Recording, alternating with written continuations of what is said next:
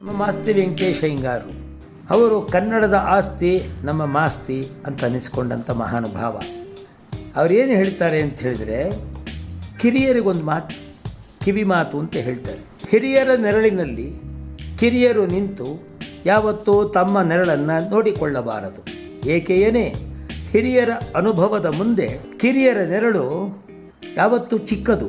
ಆದರೆ ನಿಂತುಕೊಂಡು ನೋಡಿಕೊಳ್ಳುವ ದೇಹದ ಜತೆಯಲ್ಲಿ ಇವರ ನೆರಳು ಉದ್ದವಾಗಿರುತ್ತೆ, ಆದರೆ ಅನುಭವ ಉದ್ದವಾಗಿರುವುದಿಲ್ಲ.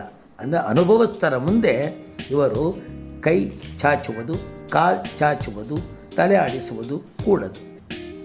ನೋಡಿ, ಈ ಮಾತು ಕೇಳಿಸ್ಕೊಂಡ್ರೆ ಸಾಕು. ನಮ್ಮ ಮನೇಲಿ ನಮ್ಮ ಮಕ್ಕಳು ಹೇಗೆ ನಡ್ಕೊಳ್ಬೇಕು, ಮಕ್ಕಳು ನಮ್ಮ ಮುಂದೆ ಹೇಗೆ ನಡ್ಕೊಳ್ಳೋ ಹಾಗೆ ನಾವು ವಿವೇಕ ಹೇಳಬೇಕು ಅನ್ನುವಂತಹ ಒಂದು ಸಂಪದ ನಮಗೆ ಸಿಕ್ಬಿಡುತ್ತೋ ಇಲ್ವೋ. ಆದ್ದರಿಂದ ಇಂತಹ ವಿವೇಕಯುತವಾದ ಮಾತುಗಳನ್ನು ಕೇಳ್ತಾ ಇದ್ದರೆ ನಮ್ಮ ಬುದ್ಧಿ ವಿವೇಕ ಸಂಪದವಾಗುತ್ತೆ.